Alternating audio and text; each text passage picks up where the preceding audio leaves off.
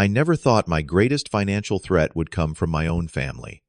For years, I worked 2 jobs, saved every penny, and built a secure future for myself.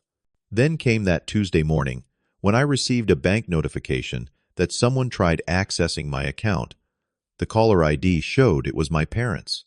They wanted $40,000 to bail out my brother's gambling debts. When I refused, they called me selfish. Before I share how this family betrayal unfolded, let me know where you're watching from, and hit that like button. Growing up in Springfield, Missouri, I lived what most would call a typical middle-class life. My parents, Thomas and Laura, owned a small hardware store that provided comfortably for our family of 4. From an early age, I understood the value of hard work and financial responsibility.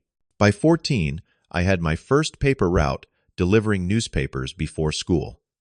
During summers, I stacked shelves at the local grocery store, saving half of everything I earned. My younger brother Adam was different. 3 years my junior, he seemed to glide through life on charm and our parents' generosity. While I worked summers and weekends throughout high school, Adam spent his time playing video games and hanging out with friends. When he turned 16, our parents bought him a brand new car.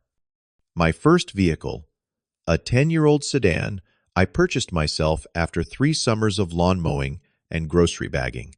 College continued this pattern. I cobbled together scholarships and part-time jobs to pay my tuition and expenses. I worked at the campus library, delivered pizzas on weekends, and tutored struggling students. Meanwhile, our parents paid for every cent of Adam's education, including a generous monthly allowance. He joined a fraternity, rarely attended classes, and changed majors 3 times before finally graduating with a general studies degree. After graduation, I moved to Chicago for an entry-level position at a financial analysis firm. Through disciplined saving and careful investments, I built a 6-figure savings account by my 30th birthday. Despite the growing emotional distance, I maintained annual visits home and regular phone calls with my parents, still hoping for their approval and recognition of my hard work and success. The call came on an ordinary Tuesday. I was reviewing quarterly projections when my phone lit up with my mother's name. Her voice sounded panicked, immediately setting off alarm bells in my head. "Robin, we have a family emergency," she said, her words tumbling out between shallow breaths. That emergency, I soon learned, was my brother Adam's $40,000 gambling debt. Apparently, he had been frequenting underground poker games for months, digging himself deeper into a financial hole. Now loan sharks were threatening him with physical harm if he did not pay. "We need your help, Robin," my mother pleaded. "Your father and I have already depleted most of our retirement savings, helping Adam with previous situations. You are the only one who can help now." The request hung in the air, disguised as a plea, but carrying the weight of expectation. I suggested alternatives: debt consolidation, structured payment plans, gambling addiction, counseling, practical solutions that would address the actual problem rather than just its symptoms. My father got on the phone, his voice gruff with barely contained anger. "That is not how family works, Robin. We do not abandon each other when things get tough. Your brother needs help now, not financial planning lectures." I promised to think about what I could do, assuring them I cared about Adam's well-being. After hanging up, I confided in my coworker and friend Jack, who expressed immediate concern. "Be careful, Robin," he warned. "This sounds like enabling behavior, not actually helping your brother." I nodded, but felt torn between Jack's logical advice and decades of family programming. That night, I researched gambling addiction resources, determined to find a way to genuinely help Adam rather than just throw money at his problem. The next day, during an important client meeting, my phone buzzed with a bank security notification. Someone had made multiple attempts to access my savings account from an unfamiliar device. My first thought was identity theft. I excused myself from the meeting and called my bank, immediately requesting they freeze my account temporarily. "Sir, I should inform you that whoever tried to access your account knew your personal security questions, the representative explained. This suggests someone familiar with your personal information. A cold sensation settled in my stomach. That evening, I called my parents, my hands trembling slightly as I dialed.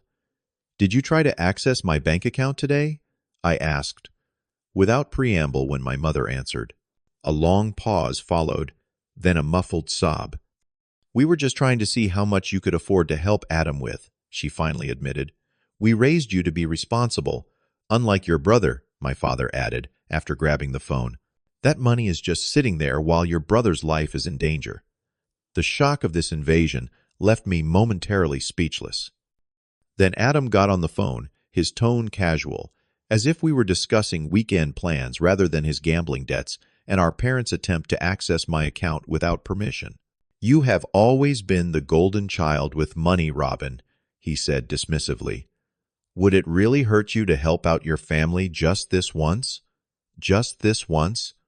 The phrase echoed in my head as my parents returned to the line, suggesting that my financial success came with an obligation to bail out family members regardless of the circumstances or lack of consent. That night marked our first serious argument as adults. I hung up feeling betrayed, manipulated, and confused. Sleep eluded me as I replayed the conversation, examining it from every angle. By morning, a disturbing realization dawned. This was not a spontaneous act of desperation.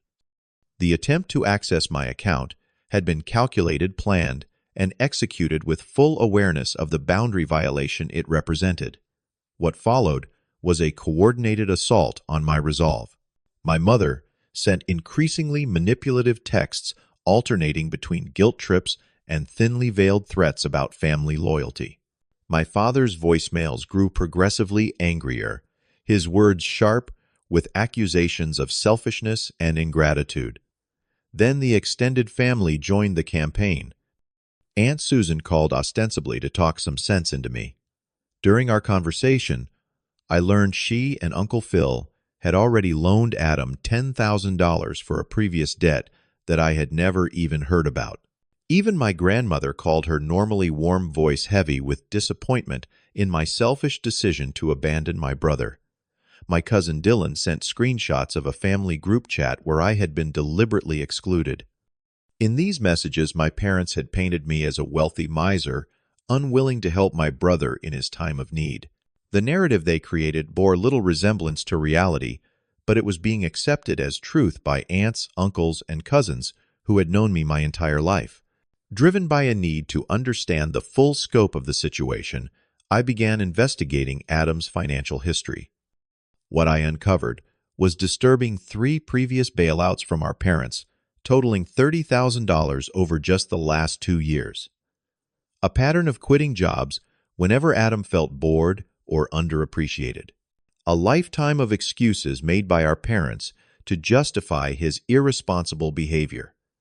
Daily messages flooded my phone, all variations on a theme: blood is thicker than water. My mother even suggested the stress of the situation was causing her health problems, a tactic she had used throughout our childhood to enforce compliance. Through all of this, Adam never directly asked for my help. He operated exclusively through our parents, avoiding any personal responsibility for the situation. Most disturbing of all, I discovered through social media that despite this supposed financial crisis, Adam had recently purchased a new sports car and continued attending expensive gambling events. The constant barrage took its toll. My work performance slipped, drawing concern from my supervisor. I began experiencing anxiety attacks before checking my phone messages. Sleep became elusive. My nights spent replaying childhood memories with the uncomfortable clarity of new perspective. I lost weight, food turning tasteless as my appetite vanished under stress. During our weekly dinner, my friend Sophia noticed the changes immediately. "You look exhausted, Robin," she said, her eyes filled with concern. "What is going on?" When I finally explained the situation, Sophia provided an outside perspective that cut through the fog of family manipulation. "From what you have told me, this is not about helping Adam," she observed. This is about maintaining a family dynamic where your role is to sacrifice while his is to consume. Her words triggered a cascade of realizations about the lifelong pattern of inequality between Adam and me. Childhood sacrifices I had made for his benefit, accepting less so he could have more, working harder to compensate for his lack of effort, all came into sharp focus. The pattern had not developed naturally. It had been carefully cultivated by our parents. The internal conflict between ingrained loyalty and necessary self-preservation nearly tore me apart. Guilt over my financial success compared to my family's struggles clouded my judgment. Was I truly being selfish by protecting myself? Seeking professional guidance, I began therapy sessions where I learned about patterns of emotional manipulation within families. My therapist introduced the concept of financial abuse, helping me understand that using family ties to extract money against someone's will was a form of exploitation, not love. As shock and confusion gave way to anger, physical symptoms of stress began affecting my daily functioning. Headaches, insomnia, and a constant knot in my stomach became my unwelcome companions. Desperate for clarity, I met with my company's financial advisor. Rather than seeming surprised by my situation, she nodded with understanding. "Unfortunately, what you are describing is not uncommon," she explained. "I have seen similar patterns in other clients. Setting boundaries now is not just reasonable. It is necessary for your long-term financial and emotional health." Her professional validation gave me permission to trust my instincts. I reached out to my distant cousin, James, who years earlier had established firm boundaries with the family after similar experiences. His journey provided both a roadmap and hope that relationships could eventually heal, even after difficult confrontations. James introduced me to an online support group for people experiencing family financial abuse. For the first time, I shared my full story with others who immediately understood without judgment. The internal conflict between ingrained loyalty and necessary self-preservation nearly tore me apart. Guilt over my financial success compared to my family's struggles clouded my judgment. Was I truly being selfish by protecting myself? Seeking professional guidance, I began therapy sessions where I learned about patterns of emotional manipulation within families. Their similar experiences reassured me I was not alone, nor was I overreacting. When panic attacks became particularly severe, one weekend, my coworker Jack offered his guest room as a temporary sanctuary. "You need space to think clearly," he insisted. "That is impossible when you are constantly fielding manipulative messages." From the safety of Jack's spare room, I drafted an email clearly stating my financial position and boundaries.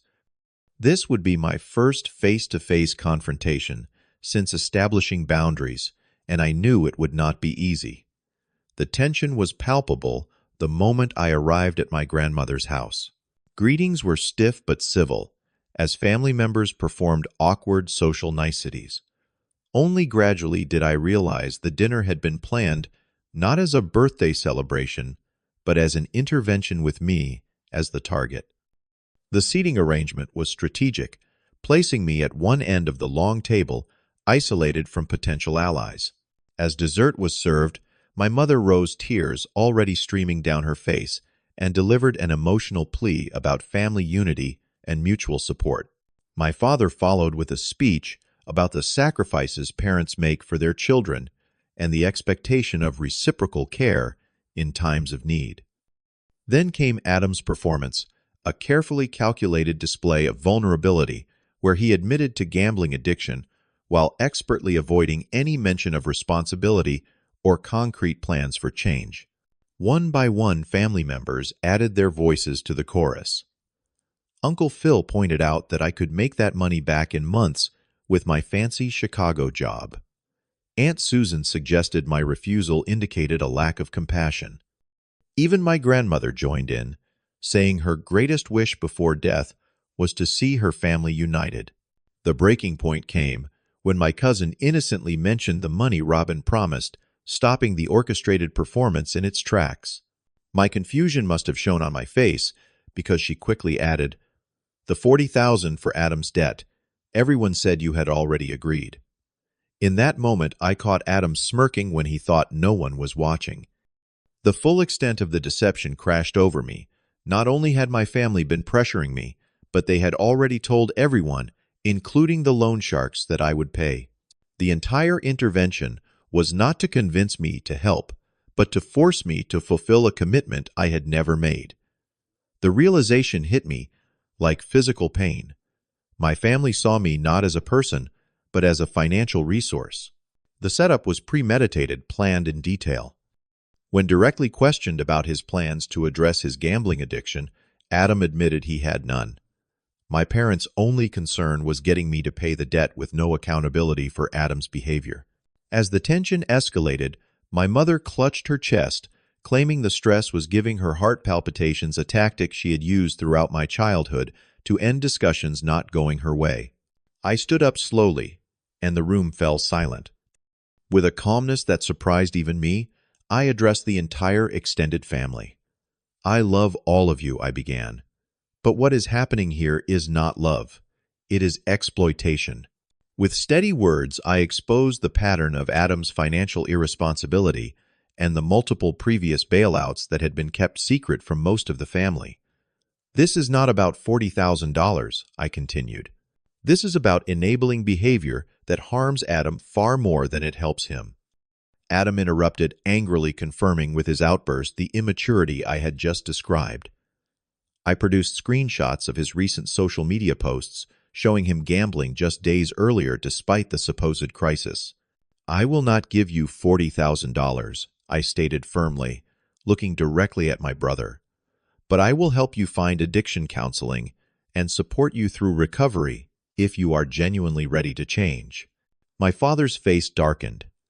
"If you walk out that door without agreeing to help, do not consider yourself part of this family anymore." The threat hung in the air, heavy and final. If family means sacrificing my future to enable harmful behavior, then perhaps we need to redefine what family means, I replied, my voice steady, despite the pain in my chest. My mother's tears flowed freely now. "How can you betray your family like this?" she demanded. "True support means wanting what is best for someone, not what is easiest," I answered. "I am offering real help, not a quick fix that will lead to the next crisis." As I walked toward the door, voices called after me with emotional protests and threats. To my surprise, my grandmother followed me to the driveway. "You are the only one brave enough to stand up to this," she whispered, her aged hand squeezing mine. "Sometimes true love means saying no." The drive back to my hotel was a blur of grief and strange liberation. Within hours, dozens of missed calls and angry messages filled my phone. A text from Adam revealed his true colors. "You will regret this when they cut you off completely." That night, I mourned the family relationships I had known, while recognizing the painful rightness of my decision. The following weeks brought significant changes. I changed banks, completely adding extra security measures to all my accounts. I took extended leave from work to process the emotional trauma of family betrayal, focusing on healing rather than productivity. For 2 months, I maintained minimal contact with my immediate family, a necessary boundary to protect my mental health. My cousin James provided occasional updates about the family situation. Adam's circumstances worsened after my refusal to pay. The loan sharks grew impatient, forcing my parents to take a secured loan against their hardware store to cover his debt. For perhaps the first time in his adult life, Adam faced real consequences for his actions. My parents, financially strained by their choice to bail him out again reluctantly, began financial counseling at the bank's insistence. Surprisingly, extended family members began contacting me privately. After seeing the full situation unfold, Aunt Susan called to apologize for her role in pressuring me. "I did not understand what was really happening," she admitted. "Your parents only told us their side." After careful consideration and consultation with my therapist, I crafted an email to my parents outlining clear terms for rebuilding our relationship. It emphasized mutual respect, honesty, and appropriate boundaries around financial discussions.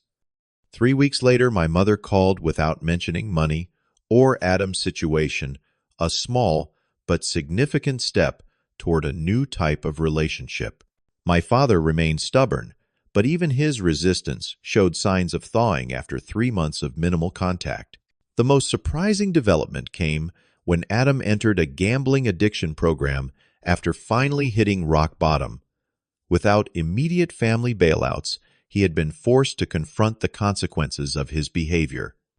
As my confidence in my decision grew stronger, I channeled my energy into personal and professional growth.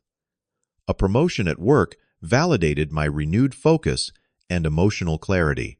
I moved to a larger apartment, a symbolic fresh start that represented personal progress despite family turmoil. With each passing month, I built stronger holiday traditions with my chosen family of supportive friends. 6 months after the confrontation, I attended a small family gathering with new boundaries firmly established and respected.